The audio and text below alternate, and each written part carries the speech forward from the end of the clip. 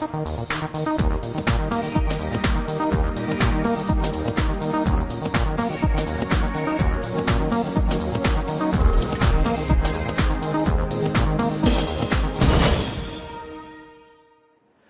dan v Evropskem magazinu. V nekaterih delih Afrike, Azije in Bližnjega vzhoda v imenu kulture in tradicije vsako leto obrežejo okoli 2 milijona deklic. Po svetu živi 140 milijonov žensk in deklet, ki trpijo za posledicami pohabljanja spolnih organov. Po ocenah Evropske unije jih je v Evropi 500 tisoč. Je suis d'origine sénégalaise, je vis en Europe depuis presque 40 ans. Je suis membre du GAMS, groupe pour l'abolition des mutilations sexuelles en France. J'ai été cofondatrice du réseau Euronet FGM en Europe et je suis actuellement cofondatrice et présidente de l'association La Palabre. Je me suis engagée dans la lutte contre les mutilations génitales féminines dans les années 80 suite au décès de 3 petites filles en France vidées de leur sang à cause de l'excision.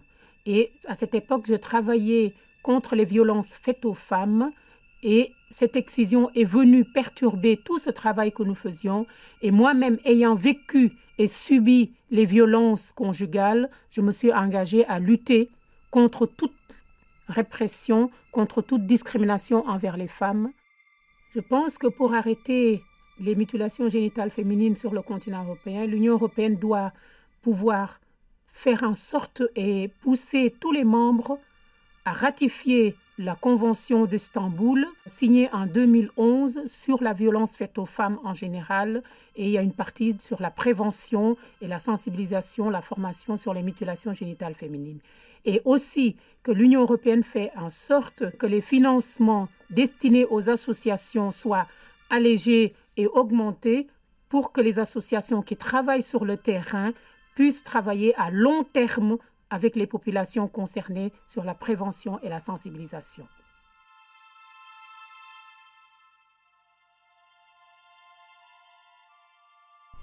My name is Ifra Ahmed, originated from Somalia, but I come from Ireland. I'm Irish citizen. I'm a survivor of FGM. I was circumcised twice. I decided to work with young people to educate about FGM, and I set up United Europe of Ireland so we can educate one another about female genital mutilation. Professionals need to know more about FGM so they can protect women. My medical checkup wasn't easy. I remember first time when I came to Ireland, I was asked what FGM was and I have to go on the medical checkup, and the nurses did not understand where I come from and what I was talking about. I was asked how I got injured, and that really shocked me, and I have to explain, say this is my culture practice, and they say why is it necessary day to do it? If the family, they come in Europe and they really have to understand what is the legality of Europe. So if the young person go to school and they educate well, then she can go back to her home and explain her family that FGM is an issue and is illegal to do it in the practice. And also it's important to bring in the family and to understand that EU are not accepting female genital mutilation.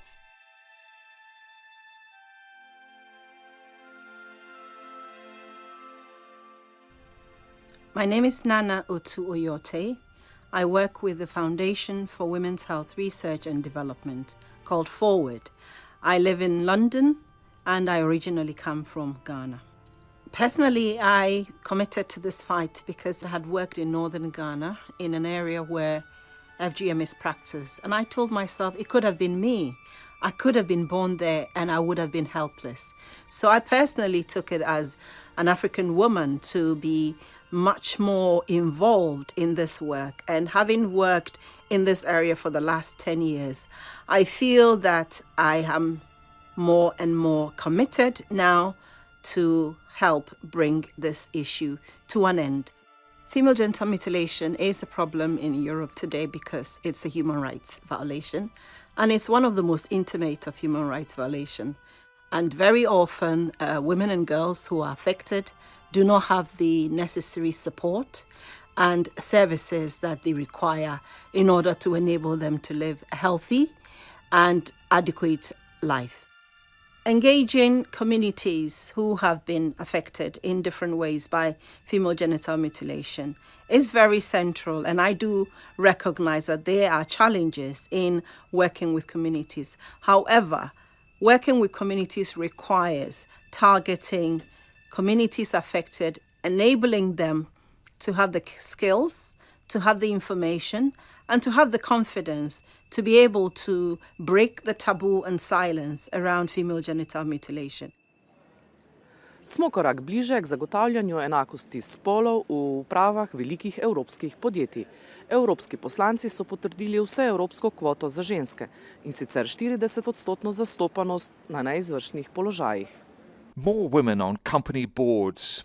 MEPs have voted in favour of quotas to ensure that women occupy more seats in EU-listed company boards.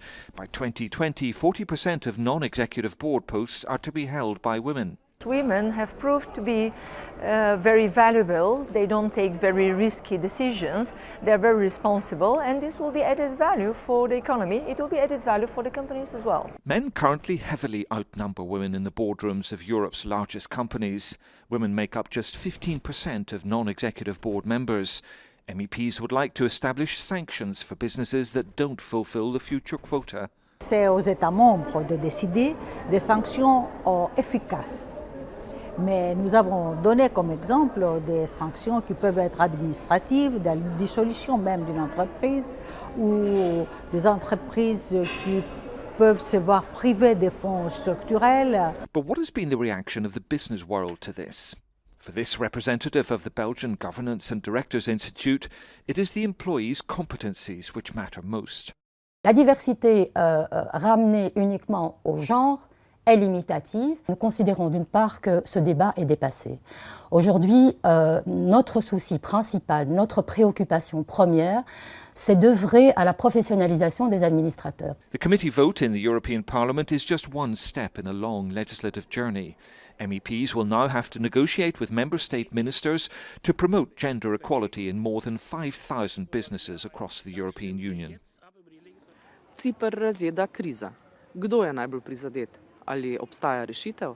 Kakšna prihodnost čaka ženske na Cipru? Spletna televizija Europarl TV je raziskovala. Maria Constantinou has worked at Laiki Bank, the Mediterranean island's second largest lender, for 25 years. The bank collapsed in March, leaving thousands of employees facing an uncertain future. Κινδυνεύουν οι δουλειές και των θείων. Οι δουλειές 2.000 υπαλλήλων βασικά έχουν ήδη χαθεί. She does not know how much longer she'll have a job. It was at the bank that she met her husband, Yorgos. They have 3 daughters, aged 18, 15 and 11, and a 20-year-old son. Σκεφτόμαστε περισσότερο τα παιδιά μας. Έχουμε 2 παιδιά που θα ξεκινήσουν σπουδές τα επόμενα 2 χρόνια. Δεν ξέρουμε αν θα μπορέσουμε να καλύψουμε το κόστος των σπουδών τους.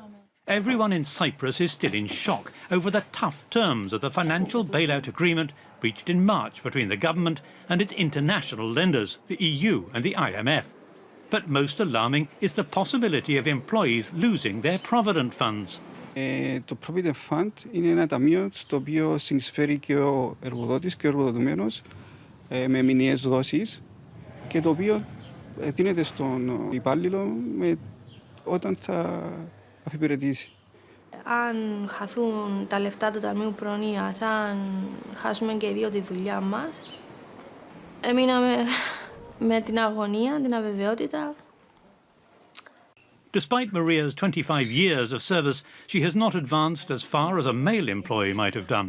Οι γυναίκες στην δουλειά δεν προχωρούν τόσο γρήγορα. Η ανέλυξη τους, όπως και η δική μου στην τράπεζα, δεν είναι τόσο γρήγορη όπως έναν άντρα, λόγω των εγκυμοσύνων κυρίως. In February, male unemployment in Cyprus stood at 13.9%, just below women's at 14.1%. However, women earn a worrying 22% less than their male counterparts, and their chances of finding a new job are minimal. Τώρα στα 43 μου και το ότι έχω δουλέψει μόνο στην τράπεζα τόσα χρόνια, νομίζω να μου διά πολλές επιλογές. Νομίζω να μπορώ να δουλέψω οπουδήποτε αλλού. The plight of women in the economic crisis was highlighted by MEP Elena Theocharos at a recent conference organised by the European Parliament's Nicosia office. Οι γυναίκες είναι το πιο ευάλωτο τμήμα, ένα από τα πιο ευάλωτα τμήματα του πληθυσμού και πιστεύω ότι θα πρέπει να επιδείξουμε μεγαλύτερη αλληλεγγύη και μια υπερπροσπάθεια ούτως ώστε να αντιμετωπίσουμε τα προβλήματα τα οποία θα επισυσσωρευτούν πάνω στις Κύπριες. Cyprus faces a recession so severe that 1 in 4 of its population may find themselves out of work. Χρειάζεται να στηριχτούν οι γυναίκες και η κοινωνία της Κύπρου με συγκεκριμένα ευρωπαϊκά προγράμματα και κονδύλια, γιατί όπως μας έχει επιβληθεί ένα οικονομικό σοκ, αναμένω ότι θα υπάρχει και αντίστοιχη στήριξη από ευρωπαϊκά προγράμματα. Διαφορετικά δεν υπάρχει μέλλον. Campaigners for women's rights fear that the worsening economic situation will set them back years as unemployment and poverty grow. Spending cuts look likely to target education and healthcare, the very areas in which many women work. But the greatest threat is to women in rural areas. For them, life was hard enough before the economic crisis. Eleni Mesiti has been cultivating the fields since her mid-20s. She's now a grandmother and she fears for the future. Όπως έχουν έρθει σήμερα τα πράγματα, είναι δύσκολη η ζωή. Δεν μας έχει μείνει τίποτα στην Κύπρο για να κρατηθούμε. Έχει μόνο μείνει ο τουρισμός. Οι βιομηχανίες μας έχουν σταματήσει τελείως. Με τον τουρισμό μόνο. Εάν χάσουμε και τη γεωργία που έρχεται ξένος στην άλλαγμα στον τόπο, πώς θα κρατηθούμε. With government subsidies drying up, the only financial help comes from the EU's common agricultural policy. Here, the green shoots of recovery are hard to spot. Pred časom se je v Bruslju zbralo več 100 vplivnih žensk. Razpravljale so o tem, kako lahko ženske v vlogi voditeljic vplivajo na politiko in družbo. Ključno vprašanje, ali bi lahko bil svet boljši, če bi ga vodile ženske? Abuse, poverty and lack of opportunity often causes many of our sisters worldwide to believe that they cannot raise their heads, voices, or aspirations to political expectations. Could female leadership really change the world? One of the themes of the 2013 Women in Parliament Summit that kicked off in Brussels. And the venue couldn't have been chosen any better. 36% of all elected members of our parliament are women, but the picture elsewhere isn't quite as rosy. One of our messages in meeting like this one is to try to change the stereotype and the image of the Arab women. Respect is the first thing we want. Gender equality in politics is a big problem, with women making up just 20% of their national parliaments, and just a handful of women have served as heads of state. But the summit was a celebration for women to get together to share experiences and build friendships.